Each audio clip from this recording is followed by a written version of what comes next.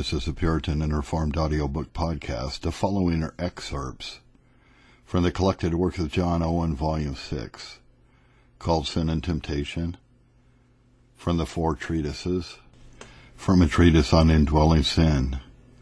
Here lies the springs of the whole course of our obedience. An acquaintance with the several principles and their actings is a principal part of our wisdom. There upon the matter, next to the free grace of God and our justification by the blood of Christ, the only things in which the glory of God and our own souls are concerned. These are the springs of our holiness and our sins, of our joys and troubles, of our refreshments and sorrows.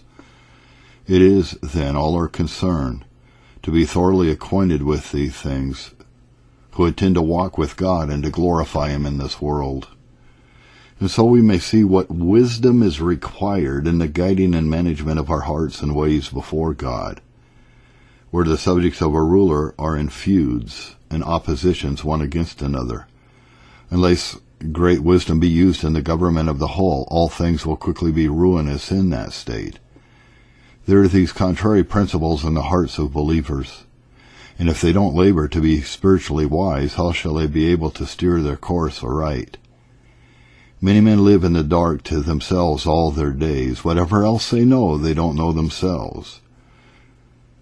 They know their outward estates, how rich they are, and the condition of their bodies as to health and sickness they are careful to examine. But as to their inward man and their principles as to God and eternity, they know little or nothing of themselves. Indeed, few labor to grow wise in this manner. Few study themselves as they ought, or acquainted with the evils of their own hearts as they ought, on which the whole course of their obedience and consequently of their eternal condition depends.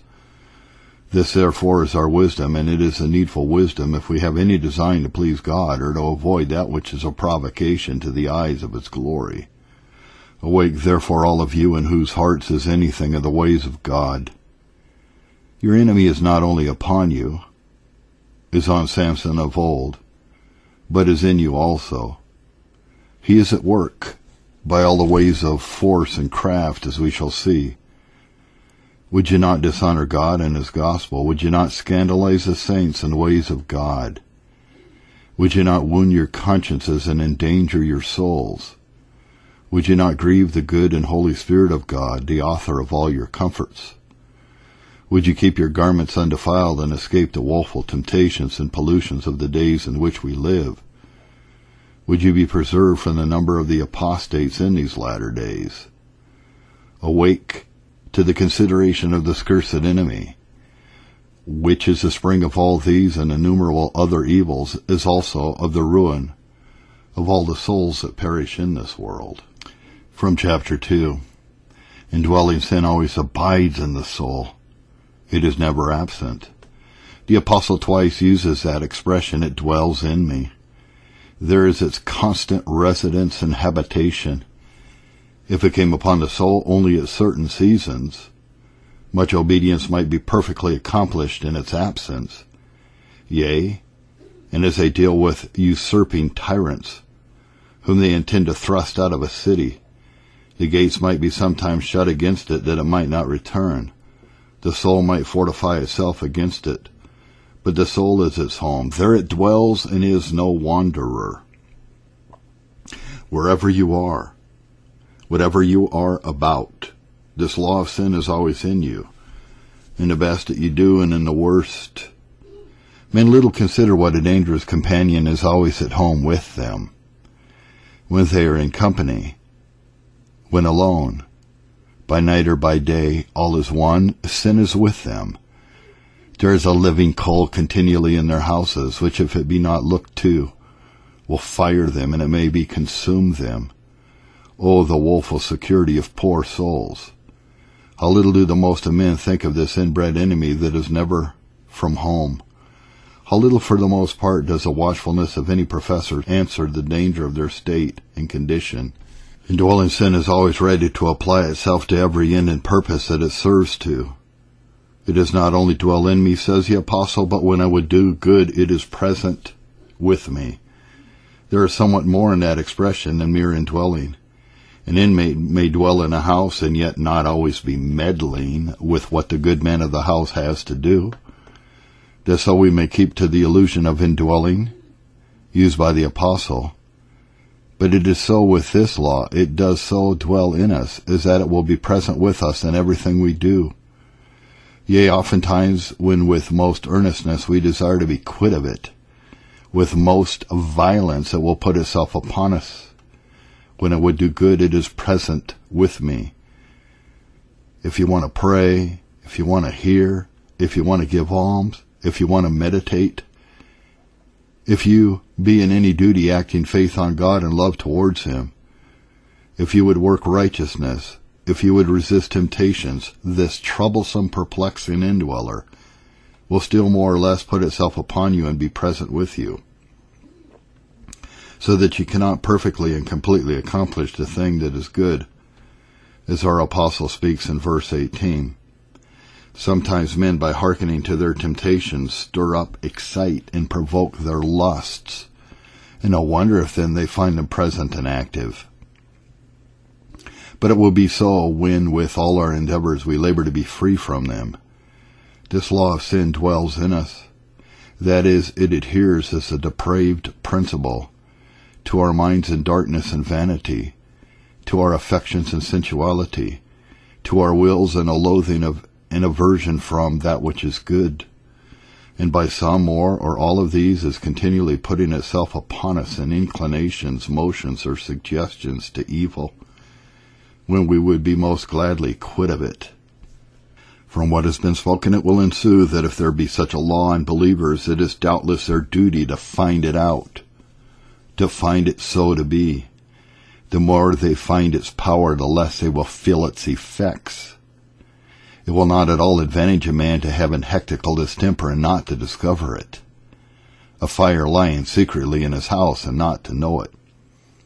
So much as men find of this law in them, so much will they abhor it in themselves and no more. Proportionably also to their discovery of it will be their earnestness for grace, nor will it rise higher. All watchfulness and diligence and obedience will be answerable also to it. Upon this one hinge, or finding out and experiencing the power and the efficacy of this law of sin, turns the whole course of our lives. Ignorance of it breeds senselessness, carelessness, sloth, security, and pride, all which the Lord's soul abhors. Eruptions into great, open, conscious, wasting, scandalous sins are from a want of a due spiritual consideration of this law. Inquire, then, how it is with your souls. What do you find of this law? What experience have you of its power and efficacy? Do you find it dwelling in you, always present with you, exciting itself, or putting forth its poison with facility and easiness at all times, in all your duties, when you would do good? What humiliation, what self-abasement, what intenseness in prayer, what diligence, what watchfulness does this call for at your hands? What spiritual wisdom do you stand in need of? What supplies of grace, what assistance of the Holy Ghost will be hence also discovered? I fear we have few of us a diligence proportionable to our danger. The following are some excerpts from the treatise called Of Temptation to the Reader. Christian reader, if you are in any measure awake in these days in which we live, and has taken notice of the manifold, great, and various temptations in which all sorts of persons that know the Lord and profess His name are beset, and whereunto they are continually exposed, with what success those temptations have obtained to the unspeakable scandal of the gospel, with the wounding and ruin of innumerable souls, I suppose you will not inquire any further after other reasons of the publishing of the ensuing warnings and directions, being suited to the times that pass over us and your own concern in them. This I shall only say to those who think it fit to persist in any such inquiry, that though my first engagement for the exposing of these meditations to public view did arise from the desires of some, whose avouching the interest of Christ in the world by personal holiness and constant adhering to everything that is made precious by its relation to Him, have given them power over me to require at any time services of greater importance. Yet I dare not lay my doing of it so upon that account, as in the least to intimate that with respect to the general state of things mentioned, I did not myself esteem it seasonable and necessary. The variety of outward providences and dispensations in which I have myself been exercised in this world, with the inward trials they have been attended with, added to the observation that I have had advantages to make of the ways and walkings of others, their beginnings, progresses, and endings, their risings and falls, in profession and conversation, in darkness and light, have left such a constant sense and impression of the power and danger of temptations upon my mind and spirit, that without other pleas and pretenses I cannot but own a serious call to men to beware, with the discovery of some of the most eminent ways and means of the prevalency of present temptations, to have been, in my own judgment in this season, needful. But now, reader, if you are amongst them who doesn't take notice of these things, or care for them, who has no sense of the efficacy and danger of temptations in your own walking and profession, nor have observed the power of them upon others, and don't discern the manifold advantages that they have got in these days in which all things are shaken, nor have been troubled or moved for the sad successes they have had amongst professors, but suppose that all things are well within doors and without, and would be better could you obtain fuller satisfaction to some of your lusts and the pleasures or profits of the world, I desire you to know that I don't write for you, nor esteem you a fit reader or judge of what is here written, while all the issues of providential dispensations in reference to the public concerns of these nations are perplexed and entangled, the footsteps of God lying in the deep where his paths are not known, while in particular unparalleled distresses and strange prosperities are measured out to men, yea, to professors, while the spirit of error, giddiness, and delusion goes forth with such strength and efficacy, as it seems to have received a commission to go and prosper, while there are such divisions, strifes, emulations attended with such evil surmises, wrath, and revenge found amongst the brethren, while the desperate issues and products of men's temptations are seen daily in partial and total apostasy, in the decay of love, the overthrow of faith, our days being filled with fearful examples of backsliding, such as former ages never knew. While there is a visible declension from reformation seizing upon the professing party of these nations, both as to personal holiness and zeal for the interest of Christ, he that understands not that there is an hour of temptation come upon the world to try them that dwell upon the earth, is doubtless either himself at present captivated under the power of some woeful lust, corruption, or temptation, or is indeed blind and knows not at all what it is to serve God in temptations. With such then I have not at present to do. For those who have in general a sense of these things, who also in some measure are able to consider that the plague is begun, that they may be further awakened to look about them, lest the infection have approached nearer to them, by some secret and imperceptible ways than they did apprehend, or lest they should be surprised at, unaware, hereafter by any of those temptations that in these days either waste at noon or else walk in darkness, is the ensuing warning intended. And for the sake of them that mourn in secret for all the abominations that are found among and upon them that profess the gospel, and who under the conduct of the captain of their salvation, fighting and resisting the power of temptations from what spring soever they rise in themselves, are the ensuing directions proposed to consideration. From Of Temptation, Chapter 2, what it is to enter into temptation. In this state of things, a man has entered into temptation, and this is called the hour of temptation, Revelation 3:10. The season in which it grows to a head. The discovery of it will give further light into the present inquiry about what it is to enter into temptation. For when the hour of temptation has come upon us, we are entered into it. Every great and pressing temptation has its hour, a season in which it grows to a head, in which it is most vigorous, active, operative, and prevalent. It may be long in rising, and may be long urging more or less, but it has a season in which, from the conjunction of other occurrences, such as those mentioned outward or inward, it has a dangerous hour, and then for the most part men enter into it. So that very temptation which at one time has little or no power on a man, he can despise it, scorn the motions of it, easily resist it. At another time bears him away quite before it. It has from other circumstances and occurrences got new strength and efficacy. Or the man is enervated and weakened, the hour has come, he has entered into it, and it prevails. David probably had temptations before in his younger days to adultery or murder, as he had in the case of Nabal, but the hour of temptation was not come. It had not got its advantages about it, and so he escaped until afterward. Let men look for it that are exposed to temptations as who is not.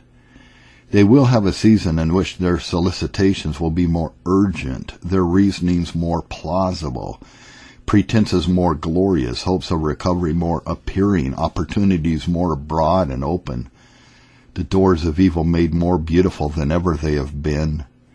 Blessed is he who is prepared for such a season, without which there is no escaping. This, as I said, is the first thing required to entering into temptation. If we stay here, we are safe.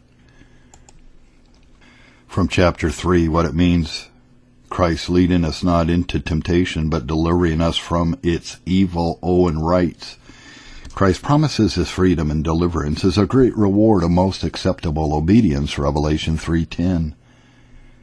This is a great promise made to the Church of Philadelphia, in which Christ found nothing that he would blame. You shall be kept from the hour of temptation. Not shall be preserved in it, but he goes higher. You shall be kept from it. There is, says our Savior, an hour of temptation coming, a season that will make havoc of the world. Multitudes shall then fall from the faith, deny and blaspheme me. Oh, how few will be able to stand and hold out. Some will be utterly destroyed and perish forever. Some will get wounds to their souls that shall never be well healed while they live in this world, and have their bones broken so as to go halting all their days. But he says, because you have kept the word of my patience, I will be tender towards you, and keep you from this hour of temptation. Certainly that which Christ promises to his beloved church as a reward of her service, love, and obedience is no light thing. Whatever Christ promises to his spouse is a fruit of unspeakable love. That is so in a special manner which is promised as a reward of special obedience. Now John Owen's words on the seed that fell into the rocky soil. In the time of temptation they fall away. When once they enter into temptation, they are gone forever. Temptation withers all their profession and slays their souls. We see this accomplished every day.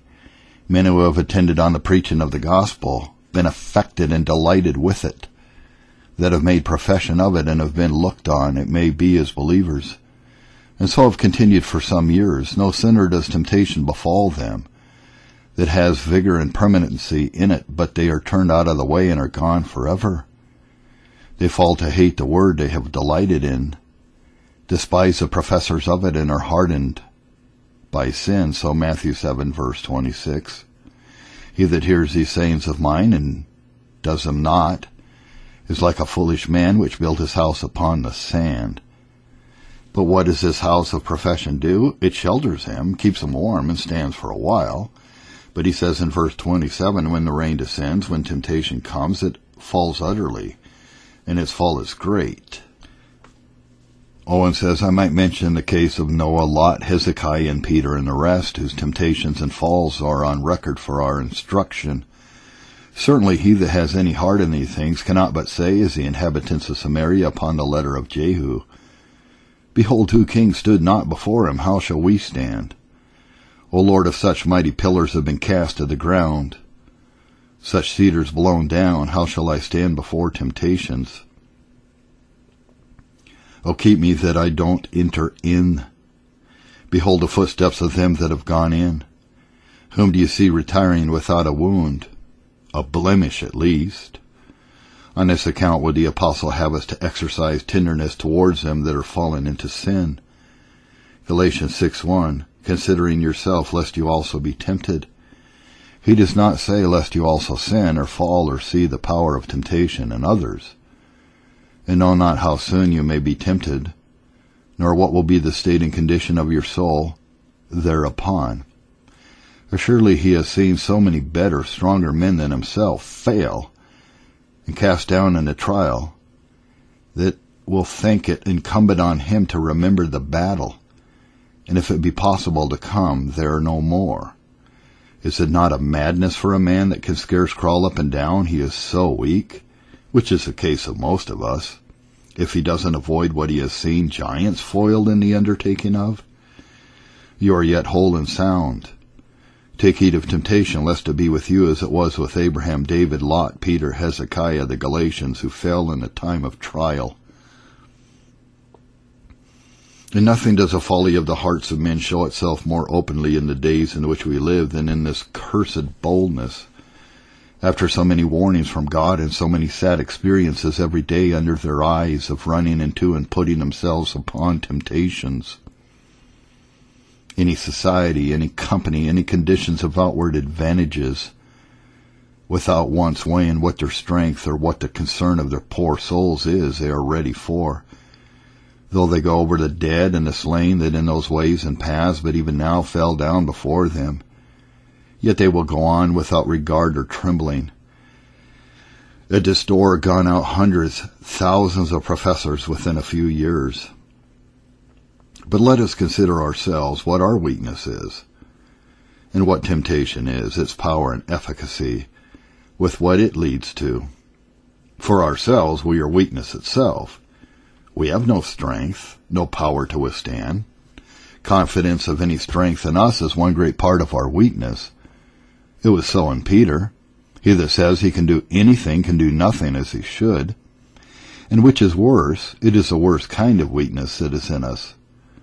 A weakness from treachery.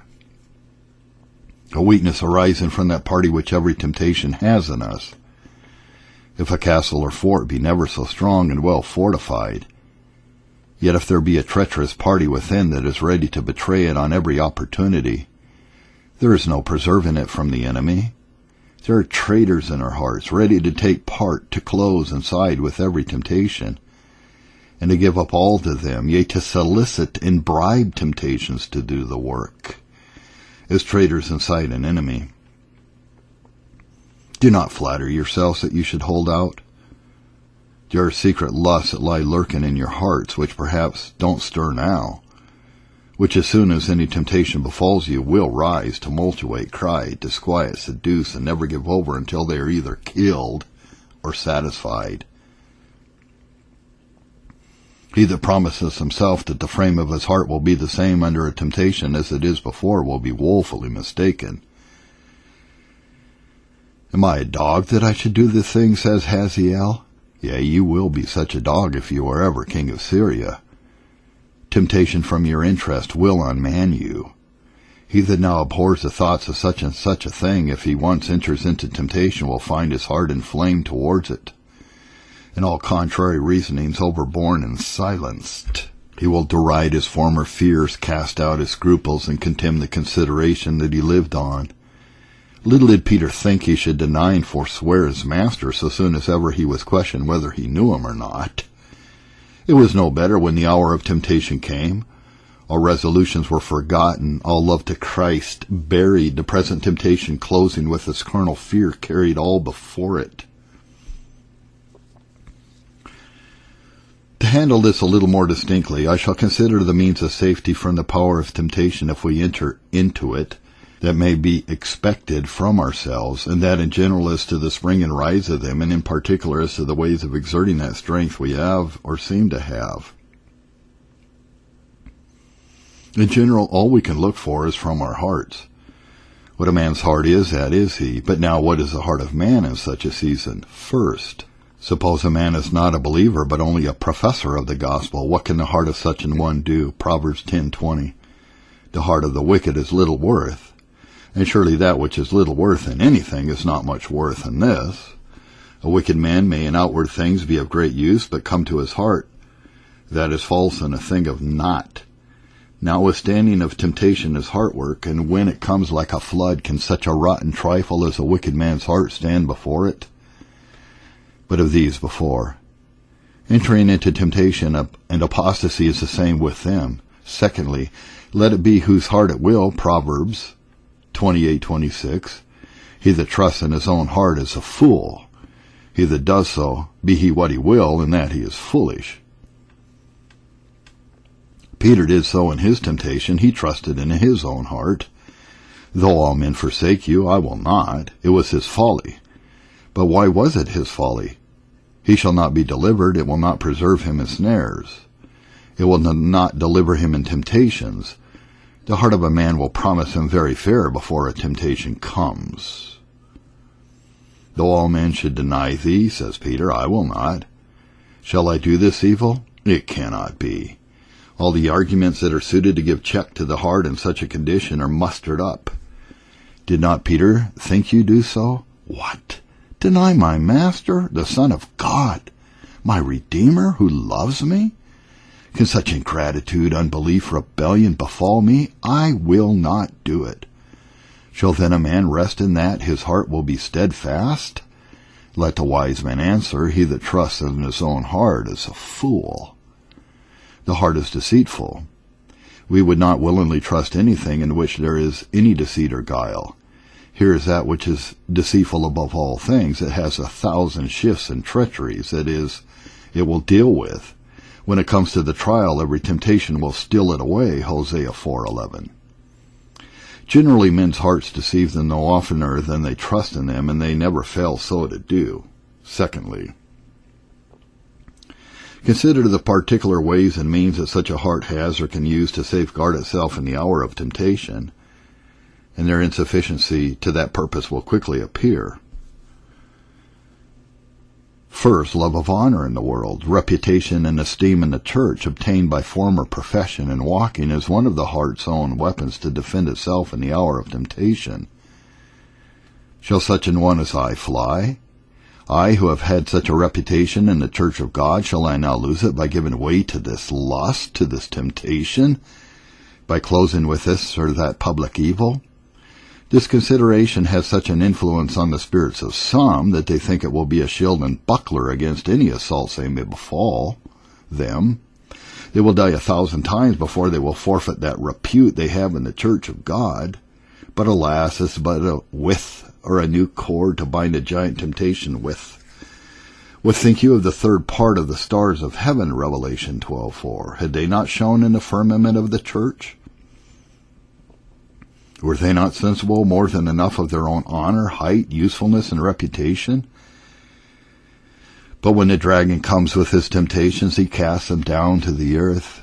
Yea, great temptations will make men who have not a better defense insensibly fortify themselves against that dishonor and disreputation that their ways are attended with. Do we not know instances yet living of some who have ventured on compliance with wicked men after the glory of a long and useful profession, and within a while finding themselves cast down by it from their reputation with the saints, have hardened themselves against it and ended in apostasy? Second, there is on the other side the consideration of shame, reproach, loss, and the like. This also men may put their trust in as a defense against temptations, and do not fear but to be safeguarded and preserved by it. They would not for the world bring that shame and reproach upon themselves that such and such miscarriages are attended with.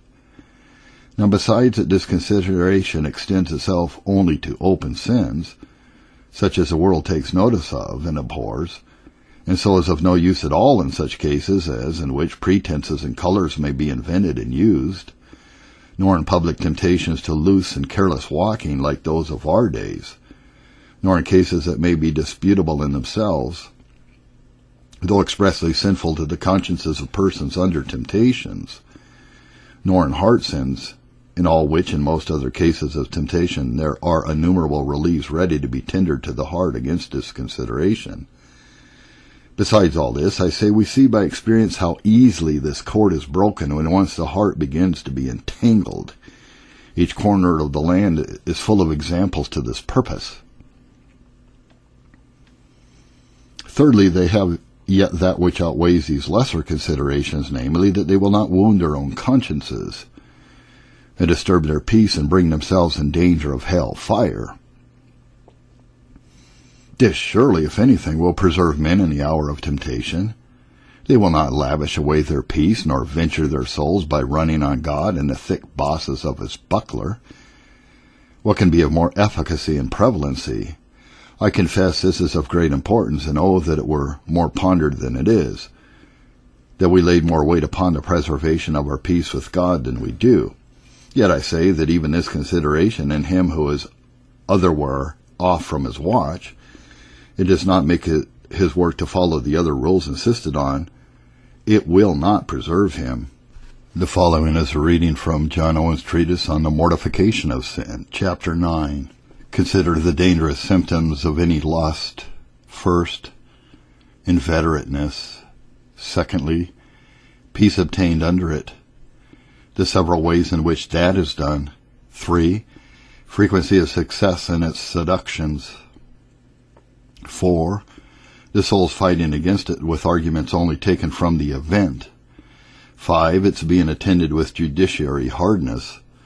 6, its withstanding particular dealings from God. The state of persons in whom these things are found. First, consider what dangerous symptoms your lust has attending or accompanying it, whether it has any deadly mark on it or not.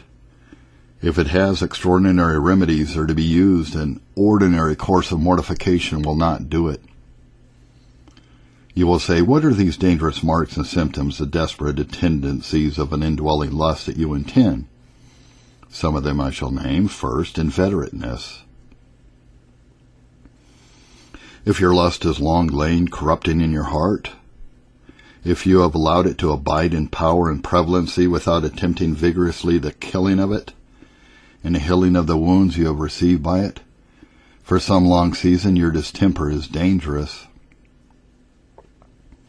Have you permitted worldliness, ambition, greediness of study to eat up other duties, the duties in which you ought to hold constant communion with God for some long season, or uncleanness to defile your heart with vain and foolish and wicked imaginations for many days?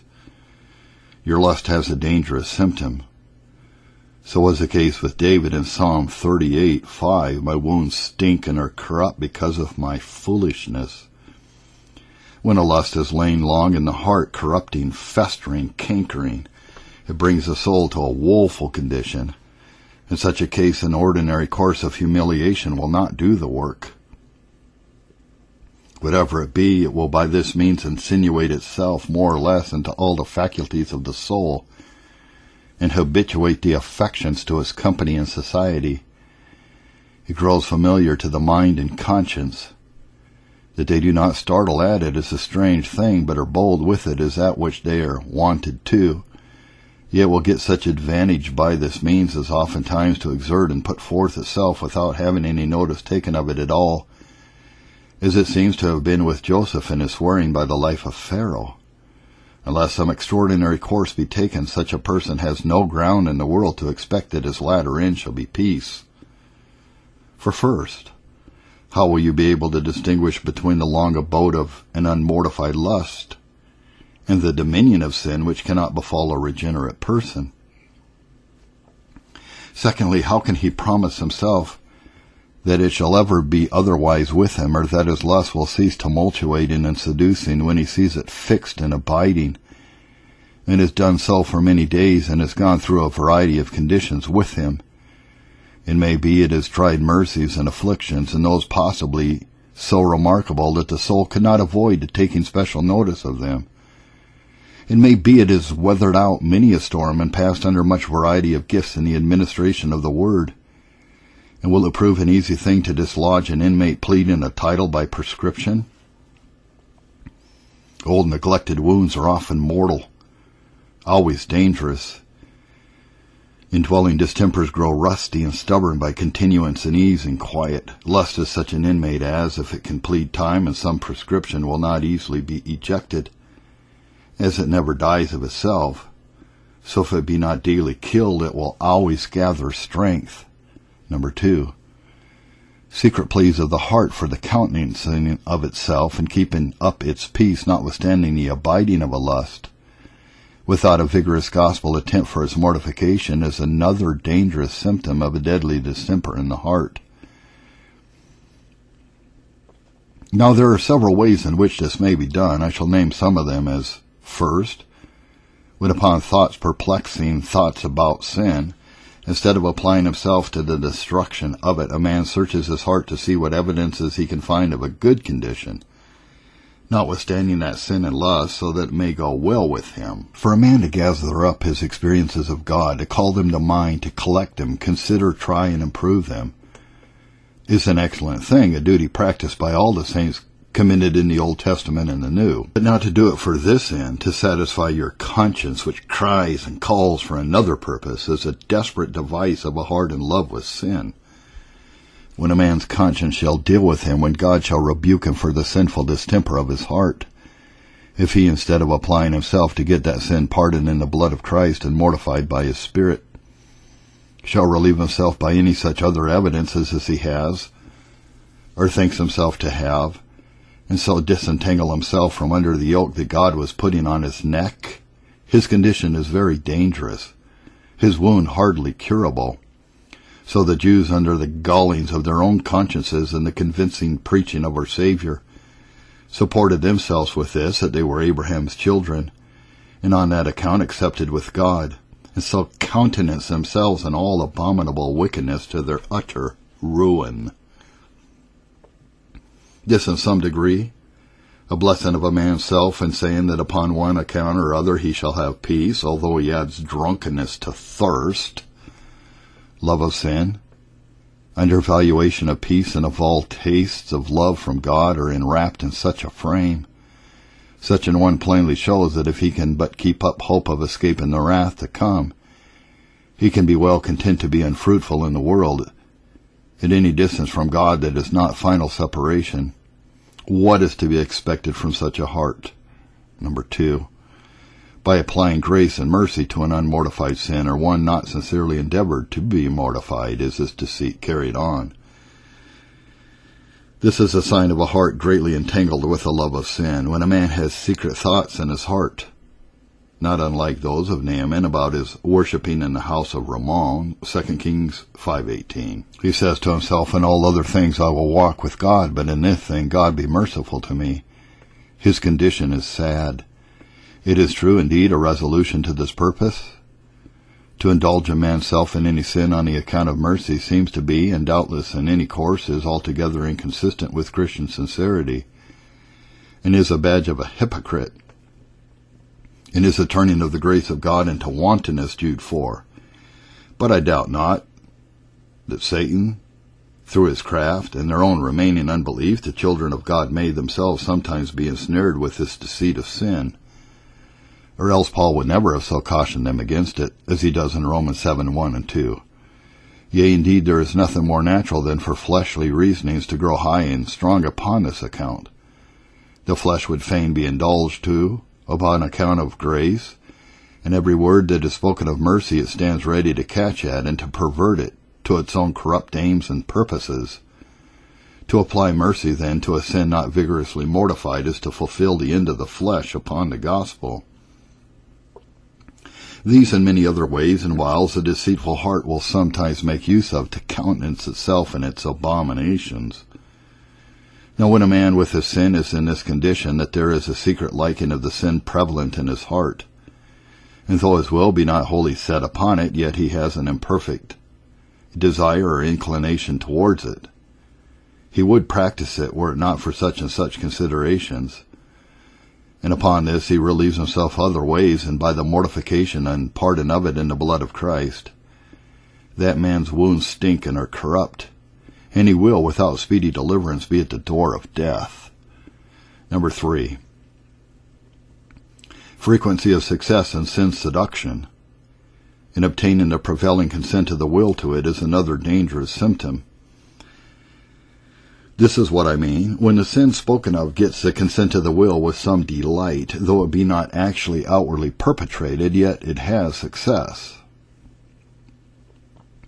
A man may not be able upon outward considerations to go along with sin to that which James calls the finishing of it, James 1:14 and 15, as to the outward acts of sin, when yet the will of sinning may be actually obtained, then has it, I say, success. Now if any lust be able thus far to prevail in the soul of any man, as his condition may possibly be very bad and himself be unregenerate, so it cannot possibly be very good, but dangerous.